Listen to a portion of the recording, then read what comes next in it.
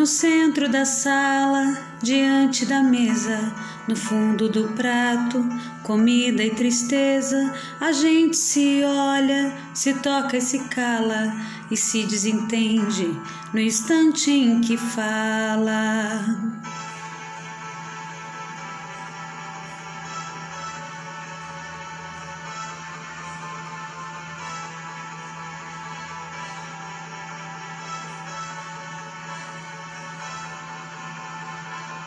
Cada um guarda mais o teu segredo, a sua mão fechada, a sua boca aberta, o seu peito deserto, sua mão parada, lacrada, selada e molhada de medo.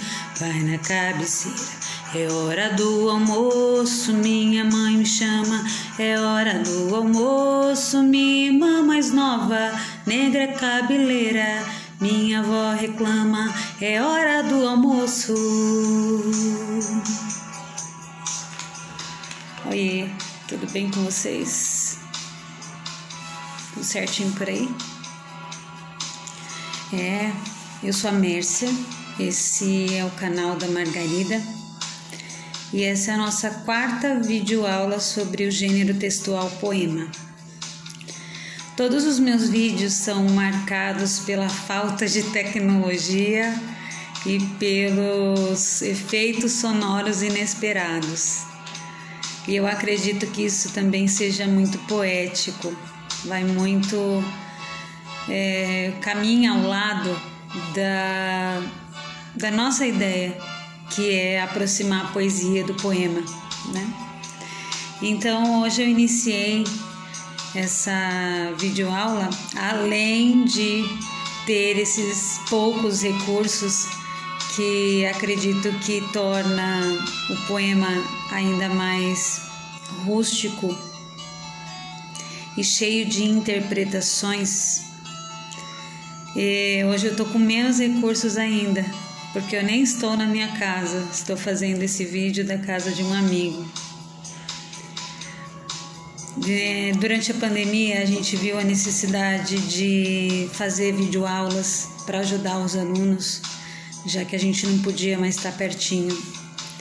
E ainda que eu esteja longe dos alunos, longe de casa, estou eu aqui trazendo poema, trazendo poesia para vocês.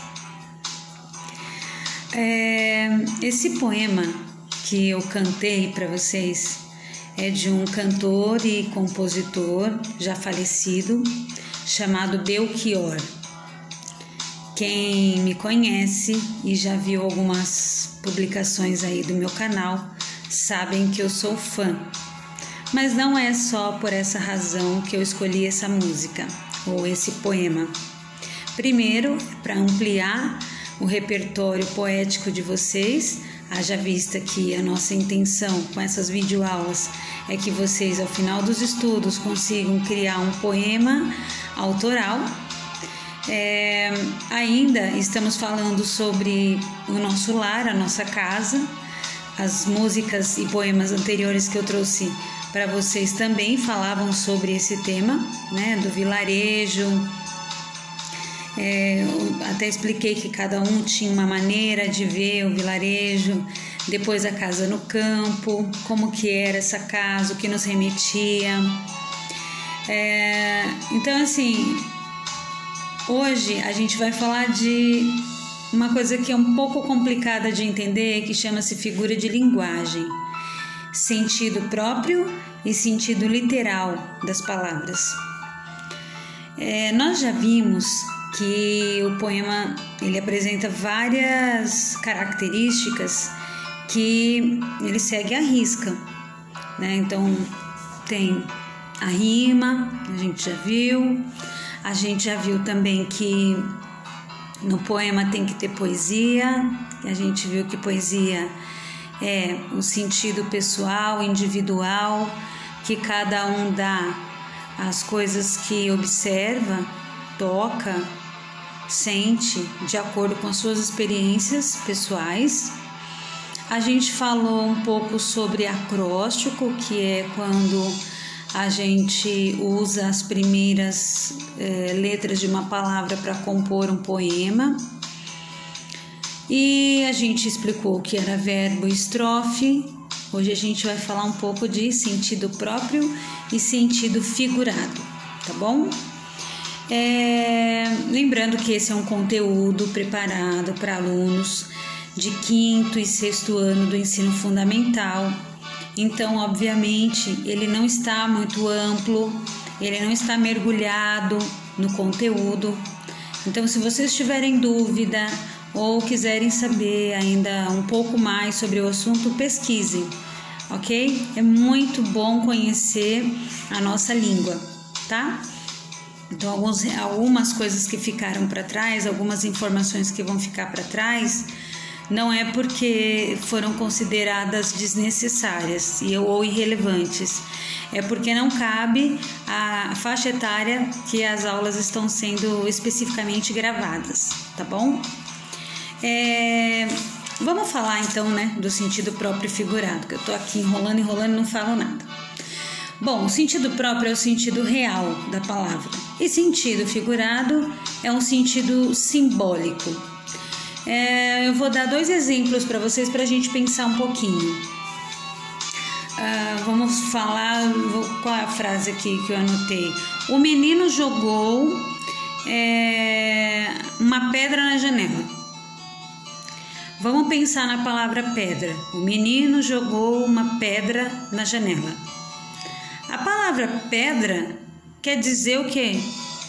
Que é uma pedra, que é o sentido real, um negócio duro, feito de cimento, de rocha, de barro, sei lá, uma coisa dura, que se eu jogar em alguém ou em alguma coisa vai machucar ou quebrar. É esse sentido da palavra pedra nesta frase. Então, o menino jogou a pedra na janela. Ok, pedra tem o sentido o que aqui então? Sentido literal, o sentido próprio, o sentido real. Tudo isso é a mesma coisa. Quando vocês verem, né, em matérias que falam sobre isso, vocês vão ver sentido real, sentido próprio, sentido literal e ainda um outro que vocês vão aprender mais pra frente, chama-se conotação, tá? Mas vamos chamar o sentido próprio de sentido real, que daí a gente lembra que é o sentido que o nome, a palavra que foi criada para dar significado a determinada coisa, que não depende de interpretação nenhuma, simplesmente é uma pedra. Agora um outro exemplo com a mesma palavra pedra, só que agora vamos pensar no sentido figurado. Lembrando que sentido figurado é a simbologia, é um símbolo. Então, aquela menina tem o coração de pedra. Isso quer dizer o quê? Que ela carrega uma pedra dentro do coração? Uma pedra de gelo? Existe essa possibilidade de dentro de uma pessoa humana ter uma pedra dentro do peito? O que vocês acham? Poucas chances, né? Principalmente se ela quiser continuar viva. Então, o que quer dizer esse coração de pedra?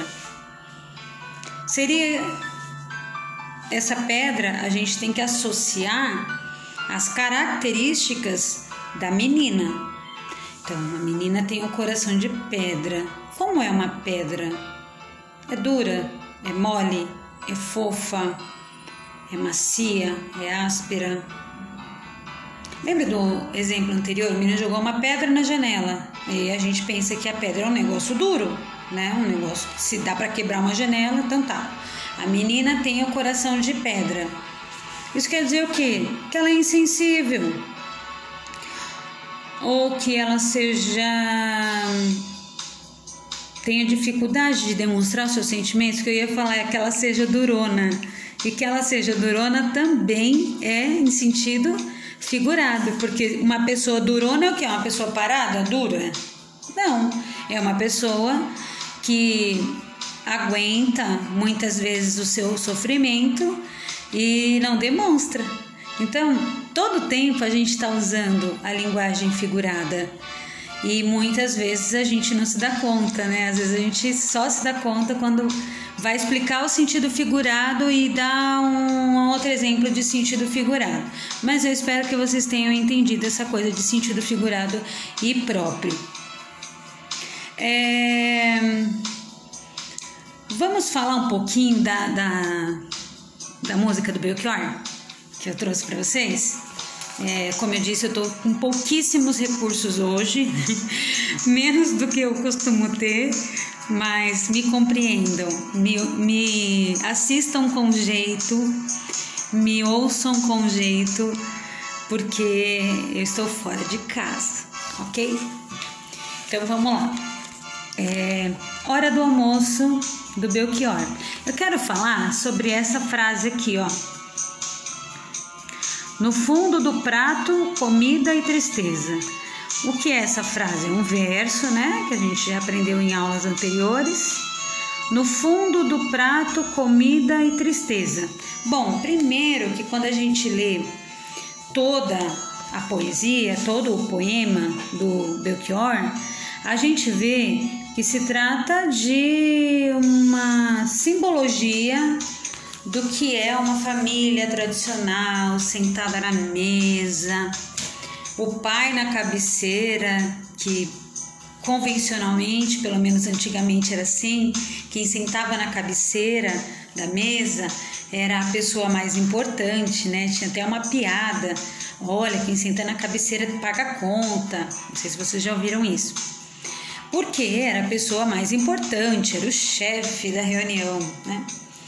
E aí na música fala que ninguém fala, ninguém conversa, o pai dá todas as ordens, tá? Mas não é o símbolo de união da família sentar na mesa para fazer as refeições? Nessa frase, nesse verso que eu mostrei para vocês, olha, no fundo do prato, comida e tristeza.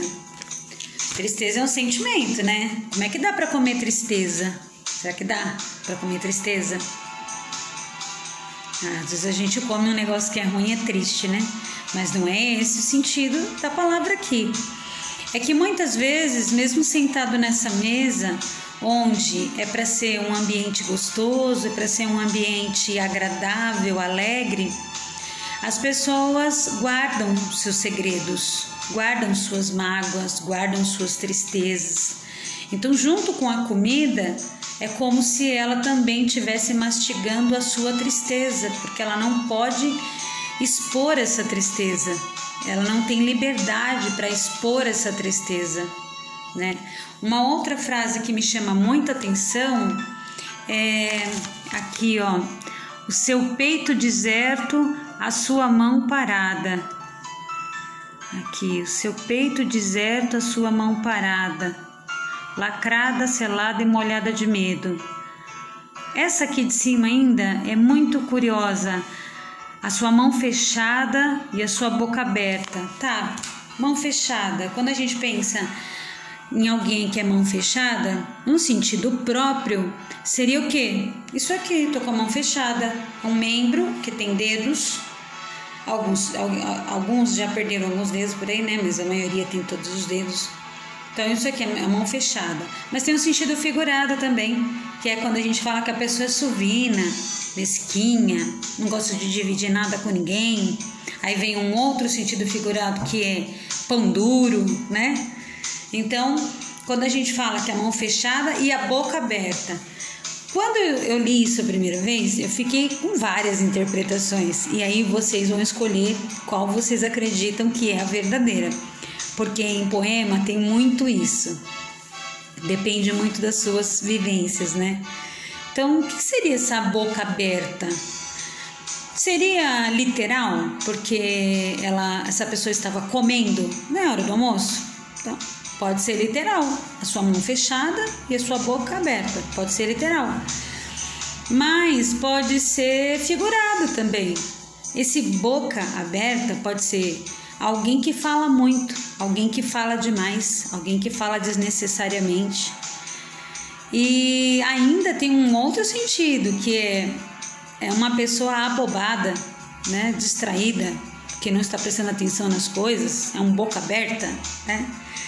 Bom, é isso que eu trouxe para vocês, o sentido figurado e o sentido próprio.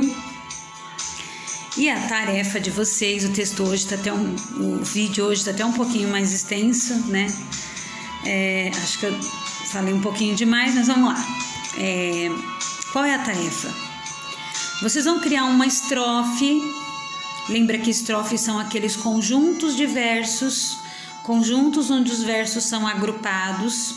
Então vocês vão fazer uma estrofe com 4 versos novamente, porque é o mais usado por nós aqui no Brasil.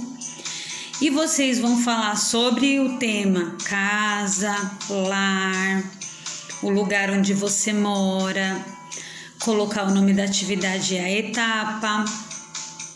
Só que agora tudo na plataforma virtual, estamos muito chiques, né? E o que vocês vão acrescentar hoje? O sentido próprio e o sentido figurado. Então, tentem colocar nessa estrofe que vocês vão criar hoje alguma informação que tenha sentido figurado, que tenha um sentido simbólico, tá bom? Compreenderam? Se não compreenderam, vê de novo o vídeo com mais atenção. Se tiverem dúvida, pesquisem, pois como eu disse, é um assunto muito extenso e que está sendo abordado de uma maneira muito rasa, então é propício que deixem lacunas e dúvidas para trás, tá bom? Feita a atividade, entre em contato com o seu professor pelo canal que vocês já combinaram previamente. Essa é a aula de hoje, terminamos por aqui. Um beijo e até a próxima.